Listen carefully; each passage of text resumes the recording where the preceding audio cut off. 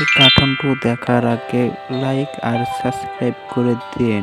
তার পিছত এই ভাল ওই লাগলে দেখ শালিক, শেয়ার প্লেনটা করে কেমন দিবেন। আকাশে উড়ছে। ইস, আমিও যদি প্লেনে চড়ে আকাশে উঠতে পারতাম, কতই না মজা হতো বল। প্লেনে চড়ে আকাশে উঠতে হলে তোকে যে পাইলট হতে হবে, আর এর জন্য অনেক টাকার প্রয়োজন, বুঝেছিস? তাই প্লেন চালানোর ইচ্ছা মাথা থেকে মুছে ফেল। পাইলট হওয়াটাই আজ থেকে আমার স্বপ্ন, আর আমার স্বপ্ন পূরণ করতে আমাকে যতই কষ্ট করতে হোক না কেন, তা আমি হাসি মুখে সহ্য করব। এরপর টুনি আর শালিক গল্প করতে করতে যে যার বাড়িতে চলে আসে। মা, ও মা, এক গ্লাস পানি দাও তো। এই নে রে মা, তোর পানি।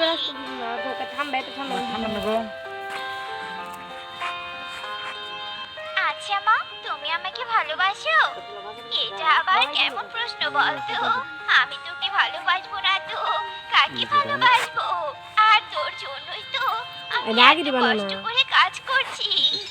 মা, আমার না পাইলট হতে খুব ইচ্ছে করছে, আর পাইলট হয়ে আকাশে উড়ে পুরো পৃথিবী ঘুরে দেখতেও ইচ্ছে করছে। কিন্তু পাইলট হতে গেলে যে অনেক পড়াশোনা করতে হবে রে মা, আর তোকে অত পড়াশোনা আমি কিভাবে করাবো বলতো?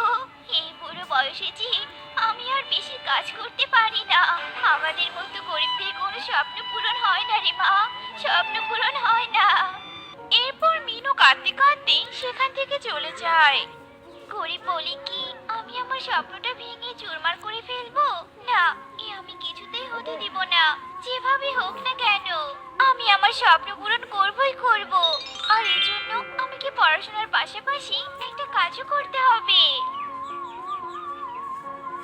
এরপর টুনি একটা কাজের খোঁজে বেরিয়ে পড়ে, আর কিছু দূর যাওয়ার পরে টুনি কবুতরের চায়ের দোকানের সামনে দাঁড়িয়ে যায়। কি রে কালু, শুনলাম তোদের বন্ধু টুনি নাকি পাইলট হওয়ার স্বপ্ন দেখছে। তা তোরা আবার কি হবার স্বপ্ন দেখছিস শুনি? দূর দূর, গরিব টুনির আবার এত বড় স্বপ্ন? পাইলট হওয়া কি মুখের কথা নাকি রে? ঠিক বলেছিস কালু, শুধু পড়াশোনা করলে কি পাইলট হওয়া যায় নাকি? এর জন্য তো অনেক টাকারও দরকার হয়। কিন্তু টুনি তো গরিব, নুন কিনতে পান্তা ফুরিয়ে যায়, তার আবার আকাশে ওড়ার স্বাদ জেগেছে। কবুতর শালিক আর কালুর সব কথা টুনি শুনতে পায়। তোমরা আমার স্বপ্ন নিয়ে যতই হাসি ঠাট্টা করো না কেন, আমি আমার লক্ষ্য থেকে একটুও সরবো না। কারণ নিজের লক্ষ্য স্থির রেখে পরিশ্রম করে সামনের দিকে যেতে হয়, তাহলে একদিন সফলতা নিশ্চিত আসবে। এরপর টুনি সেখান থেকে চলে যায়, আর সারাদিন ধরে এদিক সেদিক ঘুরে কাজ খুঁজতে থাকে, কিন্তু কোথাও কোনো কাজ খুঁজে পায় না। তাই টুনি ক্লান্ত হয়ে একটা গাছের নিচে বসে পড়ে। ওরে বাবা রে, মরে গেলাম রে, মরে গেলাম। সাহায্য করো, আমাকে কেউ সাহায্য করো। ঈগলের চিৎকার শুনে টুনি ঈগলকে বাঁচাতে ছুটে আসে। আরে স্যার, আপনি আপনি আবার সাইকেল থেকে পড়ে গেলেন কিভাবে? আর আপনার পা থেকে তো অনেক রক্ত পড়ছে, তাই এক্ষুনি আপনাকে হাসপাতালে নিয়ে যেতে হবে। এরপর টুনি ঈগলকে সাইকেলে নিয়ে হাসপাতালে চলে যায়, আর ডাক্তার ঈগলের পায়ে ব্যান্ডেজ করে দেয়। তোমাকে অনেক ধন্যবাদ টুনি, তুমি আজকে আমার অনেক বড় উপকার করলে। এই নাও টুনি, শুনেছি তুমি নাকি অনেক গরিব, আর তুমি আমার উপকার করলে তার বিনিময়ে তো 100 টাকা দিতেই পারি। এই টাকা আমি নিতে পারবো না স্যার, আর আমি টাকার লোভে আপনাকে সাহায্য করিনি। কেউ বিপদে পড়লে আমাদের তাকে অবশ্যই সাহায্য করা উচিত, আর আমি তাই করেছি। আমি গরিব হতে পারি, কিন্তু মনুষ্যত্বহীন নই। তুমি অবশ্য ঠিক কথাই বলেছো টুনি, তবে আমি তোমাকে টাকা দিয়ে ছোট করে ফেলেছি, এজন্য আমি দুঃখিত টুনি। আচ্ছা টুনি, এ সময় তুমি গাছের নিচে ঘুমিয়েছিলে কেন বলো তো? এরপর টুনি তার পাইলট হওয়ার কথা ঈগলকে খুলে বলে। আর এই জন্য আমি সারাদিন থেকে একটা কাজ খুঁজে বেড়াচ্ছি স্যার, কিন্তু কোথাও কোনো কাজ খুঁজে পাচ্ছি না। তুমি গরিব হয়েও তোমার মনে এত বড় স্বপ্ন আর নিজের স্বপ্ন পূরণ করার এত চেষ্টা দেখে আমি মুগ্ধ হয়ে গেলাম, তাই আমি তোমাকে একটা কাজ দিব। সত্যি স্যার, আপনি আমাকে কাজ দিবেন? তাহলে বলুন স্যার, আমাকে কি কাজ করতে হবে? তোমার মতো সাহসী আর মেধাবী শিক্ষার্থীকে কি এমন কাজ দিব বলো তো?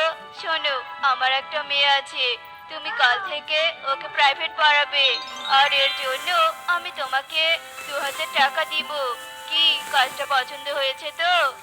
হ্যাঁ স্যার, আমার খুব পছন্দ হয়েছে। আপনাকে অনেক ধন্যবাদ। আজ তাহলে আমি আসি স্যার।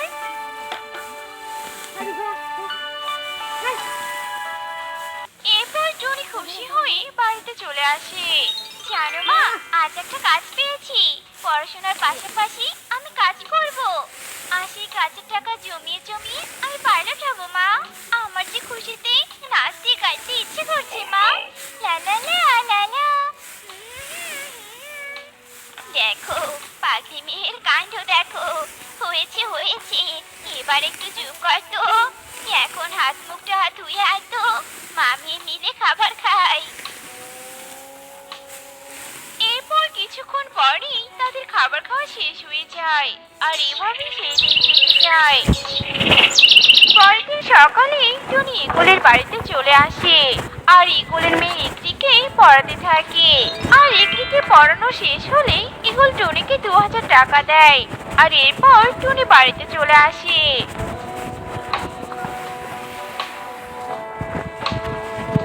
আহারে, এত ছোট ছোট বাচ্চারা এভাবে বোতল কুড়িয়ে বেড়াচ্ছে কেন? দেখি তো এরা কেন বোতল কুড়াচ্ছে। এরপর টুনি বাচ্চাদের কাছে যায়। এই বাচ্চারা, তোমরা এইভাবে বোতল কুড়াচ্ছ কেন? আর তোমাদের মুখ দেখে তো মনে হচ্ছে সারাদিন কিছুই খাওনি। মাসি, আমরা আজকে একটু খাবার খেতে পাইনি। আমরা সারাদিন বোতল কুড়িয়ে বেড়াই, আর সেই বোতল বিক্রি করে যা টাকা পাই তা দিয়ে ভাত কিনে সবাই মিলে ভাগ করে খাই। কিন্তু আজ আমরা বেশি বোতল কুড়াতে পারিনি, আর তাই একটু খাবার খেতে পারিনি। তাহলে তোমাদের মা বাবা কোথায়, আর তোমরা থাকো কোথায়? আমাদের মা বাবা নেই গো মাসি, আর তাই তো আমরা পাশের একটা ভাঙাচোরা ঘরে থাকি। এতদিন আমি গরিব ভেবে কষ্ট পেতাম, এদিকে যে আমার থেকেও ছোট ছোট বাচ্চারা কত কষ্ট করে বেঁচে আছে।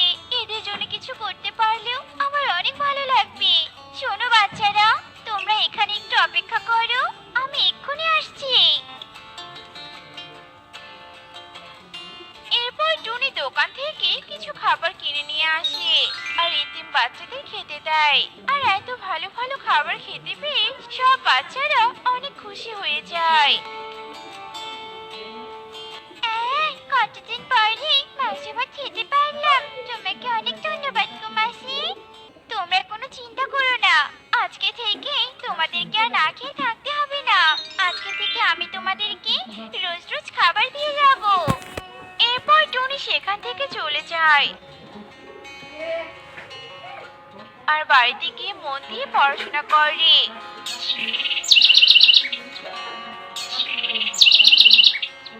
আর এভাবেই টুনি রোজ রোজ ইকরিকে প্রাইভেট পড়িয়ে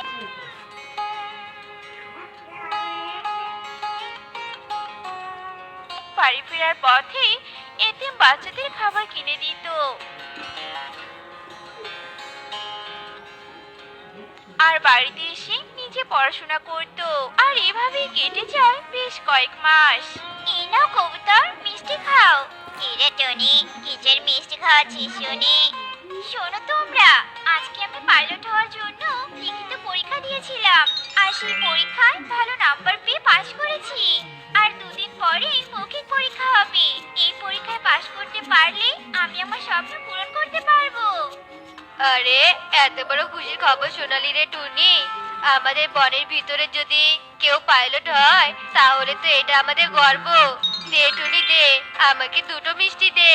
টনির নামে এত প্রশংসা শুনে টনির বান্ধবী শালিক অনেক রেগে যায়, আর রেগে গিয়ে সেখান থেকে কালুর বাড়িতে চলে আসে। আর কালুকে গিয়ে সব কথা খুলে বলে।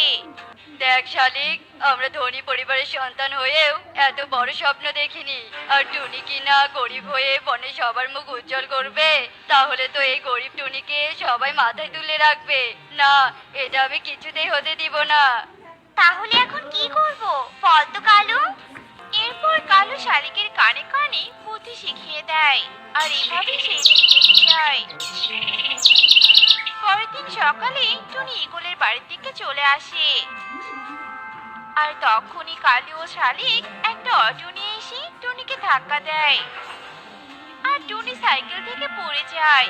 আর কালু ও শালিক তাদের অটো নিয়ে তাড়াতাড়ি সেখান থেকে পালিয়ে যায়।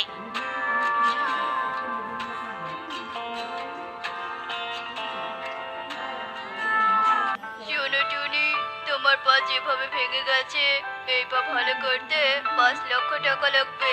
আর 2 দিনের মধ্যে টাকার জোগাড় না করলে আমরা তোমার পায়ের অপারেশন শুরু করব না। কিন্তু এতগুলো টাকা আমি কোথায় পাবো? আর 2 দিন পরেই তো আমার পাইলট হবার ফাইনাল পরীক্ষা শুরু হবে। তার মানে আর মাত্র 1 দিন সময় আছে। এই 1 দিনের মধ্যেই এত টাকা আমি কিভাবে জোগাড় করব? হে সৃষ্টিকর্তা, আমাকে সাহায্য করো, আমাকে সাহায্য করো। কি না টনি মাসি, ছোটবেলায় আমার মা আমাকে বলতো সাহস আর ইচ্ছা শক্তি থাকলে যে কোনো কঠিন কাজ সহজ হয়ে যায়। তুমি উঠে দাঁড়ানোর চেষ্টা করো টনি মাসি, আমি তোমাকে সাহায্য করছি। আহ! মরে গেলাম। ওরে পারুন, আমি যে কিছুতেই পা তুলে দাঁড়াতে পারছি না, দাঁড়াতে পারছি না। তোমাকে যে পারতে হবে টনি মাসি, নয়তো যে তোমার এতদিনের পাইলট হবার স্বপ্ন একদিনেই ভেঙে যাবে। তোমার এতদিনের করা পরিশ্রম সব বৃথা হয়ে যাবে। তুমি একটু চেষ্টা করো টনি মাসি। পেরেছি, আমি আবারও হাঁটতে পেরেছি।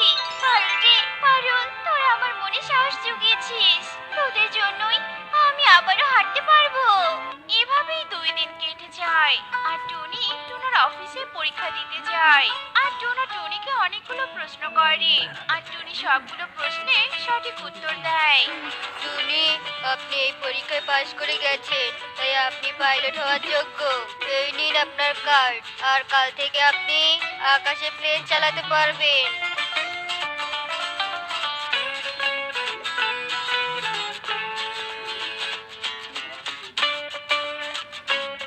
তোকে আমরা গরিব বলে কতই না উপহাস করেছি রে টুনি, কিন্তু গরিব হয়েও যে মনে সাহস আর ইচ্ছে নিয়ে একজন দক্ষ পাখি হওয়া যায় তা তোকে না দেখলে বুঝতাম না।